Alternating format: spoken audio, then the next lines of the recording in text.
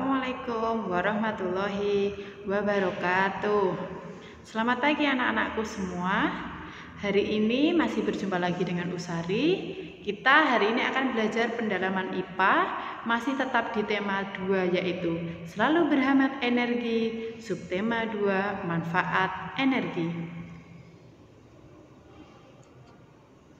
Perubahan bentuk energi. Dalam kehidupan sehari-hari, kita menggunakan alat elektronik yang memanfaatkan perubahan energi. Di sini ada beberapa contoh, yaitu yang pertama, energi listrik menjadi energi panas, yang kedua, energi listrik menjadi energi gerak, yang ketiga, energi listrik menjadi energi cahaya, yang keempat, energi listrik menjadi energi bunyi, yang kelima, energi gerak menjadi energi listrik, yang keenam, energi kimia menjadi energi listrik, dan yang ketujuh, energi kimia menjadi energi gerak. Usari akan memperdalam satu persatu contoh ini. Untuk yang pertama yaitu energi listrik menjadi energi panas, yaitu perubahan ini terjadi pada setrika, oven, solder, kompor listrik, dan setrika listrik. Maksudnya di sini adalah ketika kita menyetrika, yang paling depan itu atau aluminiumnya atau besinya kita pegang itu akan panas. Nah, itu perubahan dari energi listrik menjadi energi panas. Kemudian kompor yang menggunakan listrik ya anak-anak, jadi bukan kompor yang menggunakan gas. Jadi sekarang ada kompor yang menggunakan listrik, jadi listrik kompornya itu ditancapkan di listrik, dia akan menimbulkan panas. Yang kedua yaitu energi listrik menjadi energi gerak. Perubahan ini terjadi pada kipas angin, mixer, dan blender. Contohnya seperti tadi kipas angin, yaitu kipasnya bisa bergerak, bisa ke kanan ke kiri. Mixer apanya yaitu ya yang buat mengadon itu juga bisa untuk bisa berputar. Kemudian blender. Selanjutnya yaitu energi listrik menjadi energi cahaya, yaitu perubahan ini terjadi pada lampu pijar dan neon. Seperti lampu-lampu yang ada di rumah, ketika kita hidupkan listriknya, lampu itu akan menyala. Kemudian yang keempat, energi listrik menjadi energi bunyi. Perubahan ini terjadi pada gitar listrik, radio listrik, dan pengeras suara atau speaker.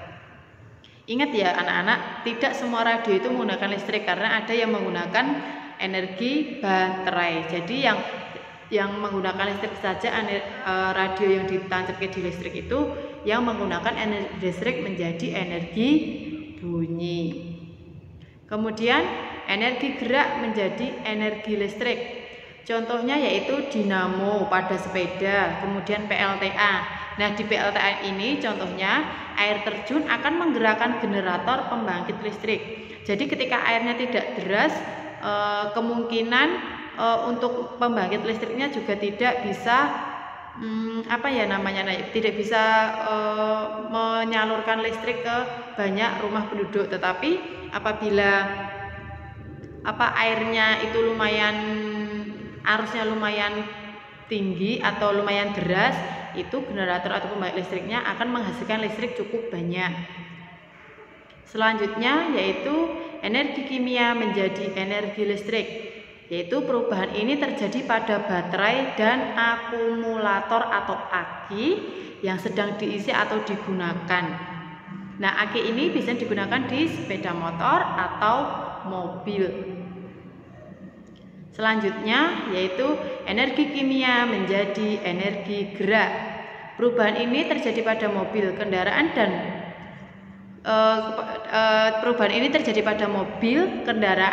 dan untuk kita yaitu makanan yang dimakan sebagai sumber energi tubuh manusia untuk bergerak. Jadi ketika kita makan itu memang terkadang kita memakan kimia-kimia yang berfungsi yang di sini sebagai sumber energi tubuh manusia, tetapi bukan bahan kimia yang berbahaya ya anak-anak ya, karena di dalam makanan itu memang terkandung beberapa vitamin, kemudian ada kalsium yang memang dibutuhkan oleh tubuh kita. Nah, ini cara aman memanfaatkan energi listrik. Yang pertama, saat menghubungkan kabel ke stop kontak, tangan harus kering.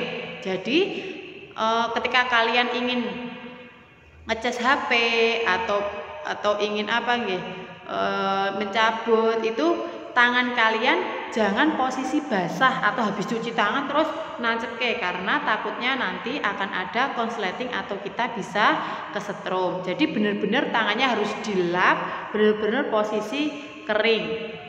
Kemudian yang kedua, jika akan meninggalkan rumah, pastikan kamu mencabut kabel dari stop kontak. Jadi ketika kamu mau bepergian, apalagi bepergian jauh, diingat-ingat ya anak-anak, semua peralatan yang mungkin sudah tertancap di listrik itu bisa dicabut dulu, karena kita tidak tahu nanti akan terjadi apa, daripada kita juga berpikir yang nanti kalau ditinggal lama seperti apa ya. Nah, itu lebih baik kita cabut dulu aja. Apalagi biasanya charger HP ya yang sering nancap di stop kontak, jadi lupa untuk dicabut kembali. Kemudian yang ketiga, saat menghidupkan saklar, tangan juga harus dalam keadaan kering. Karena apa? Di saklar itu kan masih ada sela walaupun cuma sedikit, takutnya ketika kita mencet airnya bisa masuk ke dalam saklar, itu bisa terjadi konsleting listrik. Yang keempat yaitu kabel yang dihubungkan ke stop kontak harus sesuai dengan jumlah lubang dan tidak saling bertumpuk. Jadi satu stop kontak itu jangan ditumpuk-tumpuk terus kabelnya dililit-lilit seperti itu ya anak-anak ya, karena itu sangat berbahaya. Nah, ini tugas hari ini yaitu mengerjakan buku paket di Bu Pena 4A, yaitu muatan IPA KD 3.5 halaman 118, dikerjakan di folio atau di HVS seperti biasa. Ingat ya, cuma muatan IPA saja. Jadi untuk yang lain kalau belum disuruh oleh usnya, mohon untuk tidak dikerjakan terlebih dahulu. Sekian materi hari ini, semoga bermanfaat.